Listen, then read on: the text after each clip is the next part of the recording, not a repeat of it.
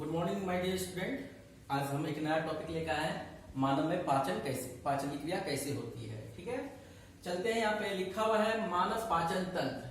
अब चूंकि ये पाचन तंत्र है तो अंगों का समूह होगा। ठीक है, तो अंगों का समूह, तो कौन कौन सा मुख्य अंग होता है हमारे में, उस चीज को हमको पढ़ना है।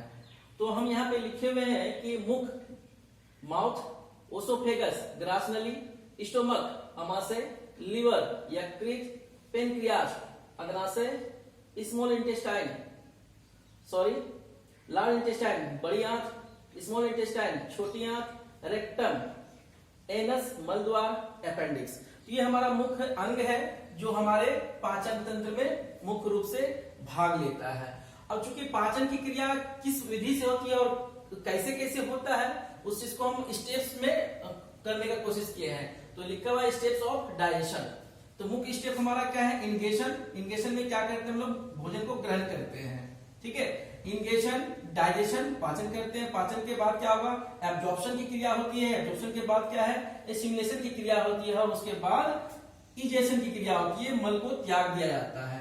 तो यही पांचों स्टेप्स, ये मुख्य 5 स्टेप है। और ये पूरा स्टेप जो है ये मुख्य अंग से होते हुए कंप्लीट होता है। तब अंग हमको पहले से अब मालूम है, अब इसको क्या स्टेप में इसको हमको पुट कर देना है और आगे हम देखते हैं। अब इसको हमको क्या करना है? स्टेप्स को एक एक करके हमको क्या डील करना है। ठीक है, इंगेशन में क्या होता है? भोजन को ग्रहण करते हैं। तो भोजन को हम लोग ग्रहण, जो भी होलोजोइक एनिमल है, मानव क्या है? होलोजोइक, निगल के भोजन को ग्रहण करता है। तो वो क्या करेगा? भोजन को मुख के द्वारा क्या करता है? ग्रहण करता है। तो जैसे मुख खोलते हैं तो बक्कल कैविटी, होलो एरिया होता है बक्कल कैविटी, वहां पे हमारा क्या है? दांत और जीभ, 2 ऑर्गन होता है, दांत और जीभ। अब दांत का काम क्या होता है? दांत का फंक्शन क्या पूछा जाएगा? दांत का फंक्शन क्या है? तो बोलेंगे मस्टिकेशन, काटना, पीसना, चबाना। भोजन को क्या करता है? काटता है, पीसता है, चबाता है। तो कई बार पूछा जाए डेंटल फॉर्मूला, दांत का सूत्र क्या है? तो हम यहाँ पे एक सूत्र लिखे हुए हैं। ठीक है, इंसेजर 2/2, केनाइन 1/1, प्रीमोलर 2/2, मोलर 3/3। ये फॉर्मूला को याद रखना है। तो इसको फॉर्मूला कैसे बनाया गया है? हाफ जाप को लेके बनाया गया है। इंसिजर अपर जाप का है, ठीक है, लोअर जाप का है। तो इस तरह से हम लोग क्या कहें, फॉर्मूला को यूज किए हैं। ठीक है, उसके बाद दूसरा एक ऑर्गन आ जाता है हमारा जीभ।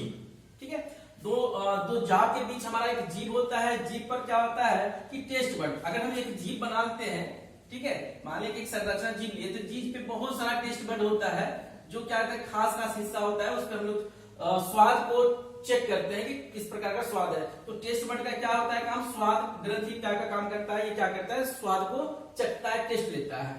मेन फंक्शन यहाँ पर लार ग्रंथि। जीभ पे क्या है? सिलेवरी ग्लैंड होता है, लार ग्रंथि, सिलेवरी ग्लैंड। सिलेवरी ग्लैंड में क्या होता है? स्लेवा होता है, लार बनता है। ठीक है, लार क्या है? हमारा एक इंजाइम है। लार क्या है? एक इंजाइम्स है, डाइजेस्टिव इंजाइम है। ठीक है, लार क्या है? डाइजेस्टिव एंजाइम है। कहां से निकलेगा? सिलेवरी ग्लैंड से निकलेगा। अब एक रेंज यहाँ पे कई बार पूछा जाता है कि रेंज क्या है। ठीक है, पीएच वैल्यू क्या है सिलेवा का? तो हम एक एवरेज लेके चलते हैं कि पीएच वैल्यू जो है पूरा माउथ का 6.2 से लेकर 7.6, ये एवरेज है।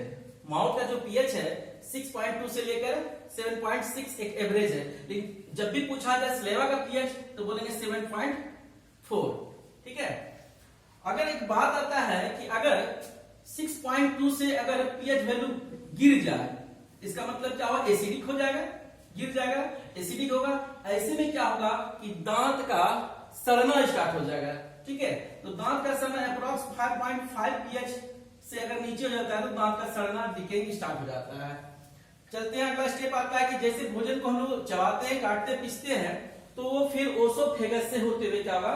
भोजन जो है, अगर भोजन एंट्री कर गया, यहाँ पे भोजन माउथ से एंट्री किया, अब भोजन को नीचे लाना है। तो चूंकि ये जो है एरिया मसल्स का बना, तो मसल्स ट्यूब का बना होता है ओसोफेगस। तो मसल्स से नीचे उतरने के लिए थोड़ा सा यहाँ पर एक जिगजैग मूवमेंट होता है रिदम में। ठीक है, तो यहाँ पे एक रिदम, एक मूवमेंट होता है जिसको हम लोग क्रमानुकुंचन गति कहते हैं, या बोलेंगे पेरिस्टेलिक मूवमेंट बोलेंगे। ठीक है, क्या बोलेंगे? पेरिस्टेलिक मूवमेंट। कहां पर? ओसोफेगस में, या कर्मानुकुंचन गति। तो कर्मानुकुंचन गति में क्या होता है भाई? तो ये मूवमेंट क्या होता है कि भोजन का मूवमेंट होता है। कहां से? तो माउथ से होकर स्टोमक पहुंचेगा भोजन। ठीक है। तो यहाँ पर एक खास टाइप का मूवमेंट होता है जिसमें हम कह सकते हैं कि भोजन जो है वो मूव करेगा। भोजन यहाँ है, भोजन सेंड कर दिया जाएगा, यहाँ पे पहुंचेगा। ये जो इनर वॉल, एक डिफिनेशन आता है कि पेरिस्टलिक मूवमेंट का हम डिफिनेशन दे सकते हैं, ये 2 मार्क्स में पूछा जाता है। क्या है बोलेंगे, the rhythmic contraction and expansion of inner wall of oesophagus due to movement of food material towards stomach is called peristaltic movement.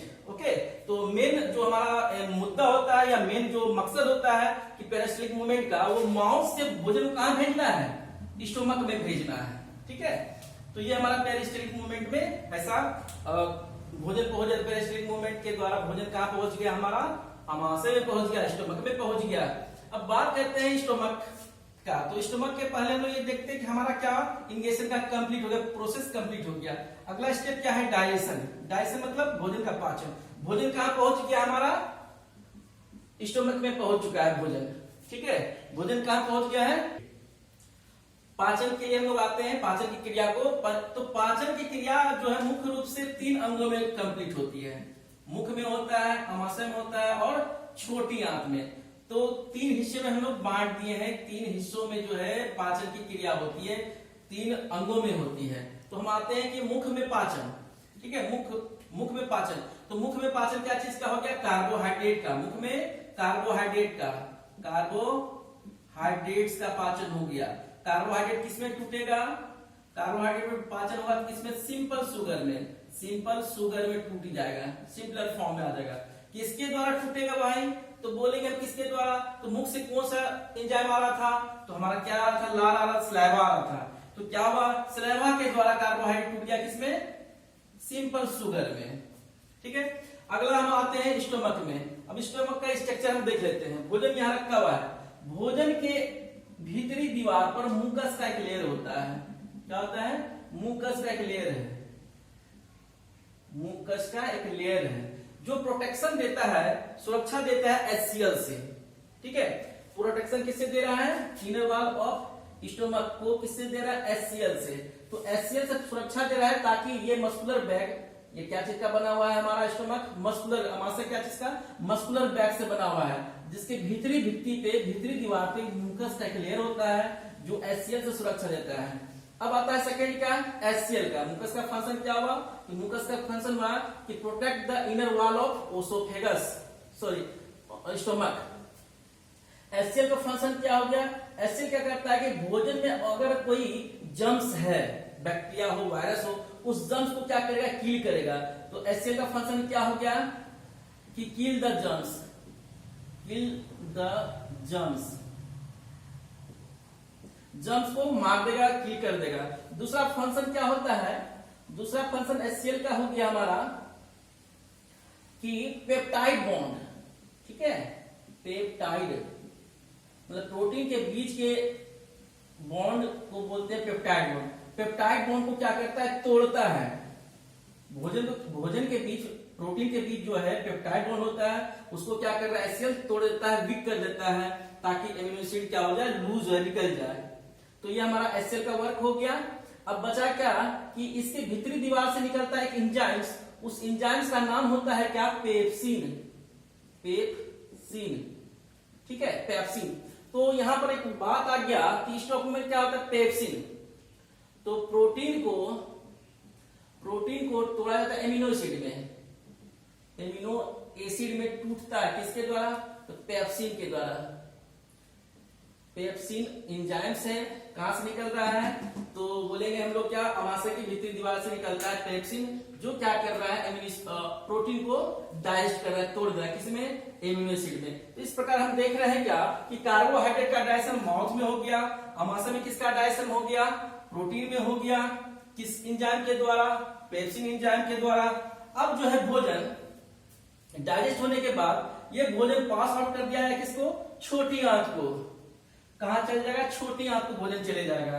After digestion of food inside the आमाशय, आमाशय में भोजन का पाचन होने के बाद, डाइजेशन होने के बाद वो भोजन कहां सेंड कर दिया जाएगा, छोटी आंत में। तो छोटी आंत में हम देखते हैं क्या चीज का पाचन होता है। ठीक है, तो छोटी आंत में पाचन होता है क्या चीज का, वसा का। वसा का पाचन होता है। तो वसा का पाचन होता है तो इस चीज को हम जानते हैं कि वसा का पाचन जो है कैसे होगा। छोटी आंत में आखिर पाचन वसा का कैसे होता है? तो इंजाइम्स आता है, इंजाइम्स लाइपेज, लाइपेज, ठीक है। अब ये इंजाइम्स लाइपेज जो है, लाइपेज जो है इंजाइम निकलता है पेनक्रियास से, अग्नाशय से। लाइपेज किससे निकलेगा? अग्नाशय से। तो अग्नाशय से दो एंजाइम्स निकलता है हमारा, ठीक है। एंजाइम्स दो, एक तो हो गया क्या? लाइपेज, लाइपेज, और दूसरा आ गया ट्रैप्सिन, ट्रैप्सिन। तो अग्नाशय से लाइपेज और ट्रैप्सिन दोनों एंजाइम्स जो है वो छोटी आंत को भेज दिया जाता है, और पेनक्रियास से जो दोनों एंजाइम्स आता है जूस के फॉर्म में, इसलिए यहाँ पे जो आता है जूस उसको बोलते हैं क्या? पेनक्रियाटिक जूस, ठीक है। अग्नाशय से जो जूस आता है, पेनक्रियास से जो जूस आता है उसको पेनक्रियाटिक जूस बोलते हैं, जो कंटेन कर रहा है क्या? दो एंजाइम्स लाइपेज और ट्रैप्सिन। लाइपेज क्या कर रहा है? हमारा प्रोटीन को, सॉरी, लाइपेज क्या कर रहा है? लाइपेज क्या कर रहा है? वसा को, वसा को फैटी एसिड में, फैटी एसिड में तोड़ेगा। कौन भाई? तो लाइपेज। लाइपेज क्या कर रहा है? वसा को फैटी एसिड में सिंपलर फॉर्म में तोड़ दिया। लाइपेज कहां से आया? पेनक्रियाटिक जूस लेके आ रहा है, और कौन एंजाइम लेकर आया? ट्रैप्सिन। तो बचा हुआ पेप्सिन प्रोटीन, बचा हुआ प्रोटीन को फर्दर तोड़ेगा एमिनो एसिड में, एमिनो एसिड में तोड़ेगा कौन? ट्रैप्सिन। अब ये ट्रैप्सिन कहां से आ रहा है? ट्रैप्सिन कहां से आ रहा है? पेनक्रियाटिक जूस से ही आ रहा है, ठीक है। अगला एक चीज हमारा यकृत क्या आ रहा है? यकृत, कि यकृत का फंक्शन क्या है, लीवर का फंक्शन क्या है? तो लीवर में क्या होता है? Bile juice. लीवर में क्या है? Bile juice, bile juice. Bile juice क्या करता है कि वसा, वसा को क्या करता है? इमल्सिफाई करता है, इमल्सिफाई, इमल्सिफाई करता है। मतलब ये हुआ कि अगर मान लो वसा है तो वसा को तोड़ देता है छोटे छोटे बबल्स में, फैट ड्रॉपलेट में। इसी प्रोसेस को बोलते हैं इमल्सिफिकेशन या इमल्सिफाई किया गया, ताकि वसा जो है लाइपेज के द्वारा आसानी से टूट जाए। दूसरा इसका फंक्शन क्या होता है बाइल जूस का? दूसरा फंक्शन बाइल जूस का होता है कि जो भोजन HCl से मिलकर एसिडिफाई हो गया था, अब उसको न्यूट्रलाइज किया जाए, अल्कलाइन बनाया जाए, ठीक है। भोजन को अल्कलाइन बनाता है, भोजन को क्या किया? अल्कलाइन बना दिया। कौन? तो बाइल जूस, ताकि एसिडिटी जो है हमारे में कई बार होता है, अच्छा खाना खाने के बाद, ज्यादा खाना खाने के बाद गैस्ट्रिक बन जाता है, एसिडिटी क्रिएट होता है, तो उसको उसको कम कौन कर रहा है? बाइल जूस करता है, एसिडिक फूड को अल्कलाइन बनाने में मदद करता है। अब भोजन का पूरी तरह से पाचन हो चुका है, तो हम यहाँ देखते हैं डाइजेशन में क्या क्या चीज हुआ। माउथ में कार्बोहाइड्रेट का हो गया, स्टमक में किसका हो गया? स्टमक में प्रोटीन का हो गया। छोटी आंत में किसका हुआ? वसा का हुआ, और प्रोटीन का, दोनों का हो गया। तो कहेगा कि पाचन की पहली क्रिया किन अंगों में होती है? तो पाचन की पहली क्रिया माउथ में होता है। कौन सा पोषक तत्व का? कार्बोहाइड्रेट का। छोटी आंत में अंतिम पाचन क्रिया होती है।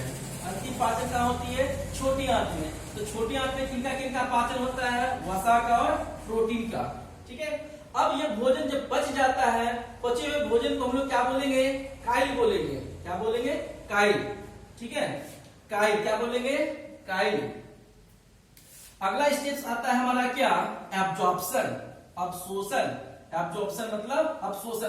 पचे हुए भोजन को, भोजन में क्या छुपा हुआ था, जो भी चीज, चाहे सेब खाए, संतरा खाए, या कोई भी पोषक भोजन खाए, तो उसमें क्या होता है? पोषक तत्व तो छुपा होता है, कार्बोहाइड्रेट होगा, प्रोटीन होगा, विटामिन होगा, उसमें छुपा होता है। अब ये सॉलिड से लिक्विड फॉर्म में आ गया, घुला हुआ फॉर्म में आ गया, तो उस भोजन को हम लोग क्या बोलते हैं? काइल बोलते हैं। तो छोटी आंत में क्या होता है? काइल जो है मूव करता है, चलता है।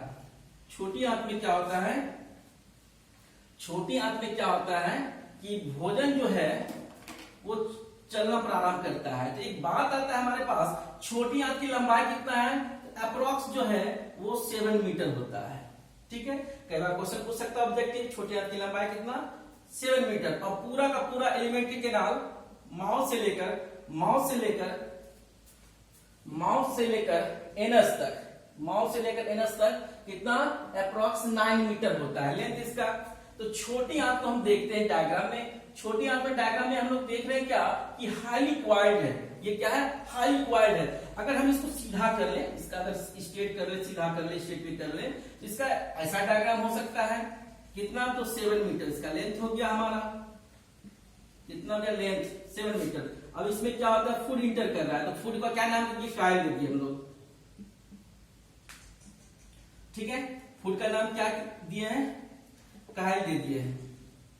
ठीक है, और ये कहां पास कर जाएगा? बड़ी आंत को भेजा जाएगा, बड़ी आंत को। ठीक है, तो देखते हैं छोटी आंत को जब हम 7 मीटर किए तो इसके अंदर का, ऊपर से ये चिकनी सतह है और अंदर में ये क्या है? रफ सतह होती है। अंदर का सतह जो है वो रफ होती है और रफ फिंगर लाइक प्रोजेक्शन, उंगलीनुमा संरचना होता है। तो ये रफ होता है। तो इसका एक नाम होता है क्या? रफ स्ट्रक्चर होने का जो नाम होता है इसका नाम होता है विल्ली। Willey, Willey. अगर विल्ली को हम स्ट्रेट में करेंगे तो इसका लेंथ इस 7 मीटर से क्या होगा? कई गुना ज्यादा होगा, क्योंकि ये क्या मुड़ा हुआ है। अगर इसको सीधा किया जाएगा तो 7 से ज्यादा होगा। तो विल्ली का कार्य होता है क्या? भोजन का अवशोषण, या बोलेंगे कायल के अंदर छुपे हुए पोषक तत्व, चाहे कार्बोहाइड्रेट हो, प्रोटीन हो, वसा हो, वाटर हो, विटामिन हो, मिनरल्स हो, जो भी हो, तो वो क्या करेगा? अवशोषण करेगा। अवशोषण। तो वास्तव में अवशोषण छोटी आंत में किसके द्वारा हो रहा है? विल्ली के द्वारा हो रहा है। दूसरा क्या कर रहा है कि ये रफ होने से क्या होता है कि भोजन का जो मूवमेंट होगा, गति होगा, उसको धीमा कर देगा। और धीमा करने के साथ साथ क्या होगा? गति क्या करेगा? भोजन का गति को धीमा करेगा। धीमा करना। और क्या करेगा? जब धीमा हो गया तो मैक्सिमम, ज्यादा से ज्यादा क्षेत्रफल क्या होगा? ये रफ होने से क्या होगा? गति क्या दिया? धीमा। और इसका जो हम अगर बोलेंगे इसको हम खींचते हैं या सीधा करते हैं, इसका क्षेत्रफल क्या होगा? ज्यादा होगा। इसका मतलब ये हुआ कि विल्ली का क्षेत्रफल ज्यादा हुआ तो ज्यादा से ज्यादा क्या होगा? अवशोषण की क्रिया होगी। तो विल्ली का फंक्शन पूछा जाएगा तो क्या बोलेंगे कि विल्ली का फंक्शन होता है कि पोषक तत्वों का अब्जॉर्प्शन करना, अवशोषण करना, भोजन का गति को, कायल की गति को धीमा करना और ज्यादा से ज्यादा सरफेस एरिया को, ज्यादा से ज्यादा क्या होता है? क्षेत्रफल को प्रोवाइड करना, कि ताकि अवशोषण की क्रिया ज्यादा हो सके। तो अवशोषण की क्रिया हमारा हो गया छोटी आंत में। अब ये भोजन जो है पहुंचेगा कहां पे? बड़ी आंत में। तो बड़ी आंत में क्या होता है? खनिज लवण का अवशोषण होगा। कायल हम लोग क्या बोले? छोटी आंत में किसका? पोषक तत्व का। बड़ी आंत में किसका अवशोषण? खनिज लवण का और जल का। ठीक है, अब ये अवशोषित भोजन जो है कायल, अब ये अवशोषित भोजन जो है कहां पहुंचेगा? ब्लड वेसल्स को। ठीक है, ब्लड को चले जाएगा। ये कहां चल जाएगा? ब्लड्स को चल जाएगा। ठीक है, अब ब्लड्स के सहारे से फिर क्या होगा? हर एक सेल्स के माइटोकॉन्ड्रिया को पोषक तत्व चले जाएगा, जहां पर सेलुलर रेस्पिरेशन के द्वारा एटीपी का निर्माण होगा। तो स्वांगीकरण में हम लोग क्या पढ़ेंगे कि एटीपी का निर्माण होना। एसिमिलेशन में क्या हुआ कि एटीपी का निर्माण होना और उस एटीपी का उपयोग किया जाता है शरीर के द्वारा, हर एक सेल्स के द्वारा। ठीक है, तो ये हमारा क्या हुआ कि एटीपी का निर्माण होना तथा उनका उपयोग करना ही प्रोसेस को क्या बोलते हैं हम लोग? एसिमिलेशन, स्वांगीकरण बोलते हैं। और लास्ट स्टेप होता है हमारा क्या? इजेशन या उत्सर्जन या मल त्याग करना। अब भोजन जो पहुंच गया है बड़ी आंत में, अब ये भोजन बड़ी आंत में पहुंच गया है, जहां पर क्या हुआ कि जल और खनिज लवणों का अवशोषण हुआ। ये धीमी गति से होते हुए रेक्टम के पास, रेक्टम एक खास एरिया होता है रेक्टम के पास क्या होता है कि फूड मटेरियल, जो वेस्ट मटेरियल है, जो अनपचा भोजन है, जो बेकार का भोजन है, वो कुछ हद के लिए, कुछ समय के लिए temporary storage of waste material, कुछ समय के लिए स्टोर होता है। जब डिमांड होगा वो सप्लाई कर दिया जाएगा। तो यहाँ पर क्या हुआ? रेक्टम में क्या होता है कि कुछ समय के लिए अनपचा भोजन वहां पे स्टोर होता है, डिमांड होगा सप्लाई कर दिया जाएगा और ये एनस के द्वारा, मल द्वार के द्वारा वो वेस्ट मटेरियल शरीर से बाहर निकल जाएगा। ठीक है, और इस तरह से जो है ये मानव का पाचन तंत्र हम कंप्लीट किए हैं और उम्मीद करते हैं कि ये वीडियो तुमको पसंद आया होगा। तो ज्यादा से ज्यादा शेयर करो, सब्सक्राइब करो और लाइक करो। Good bye.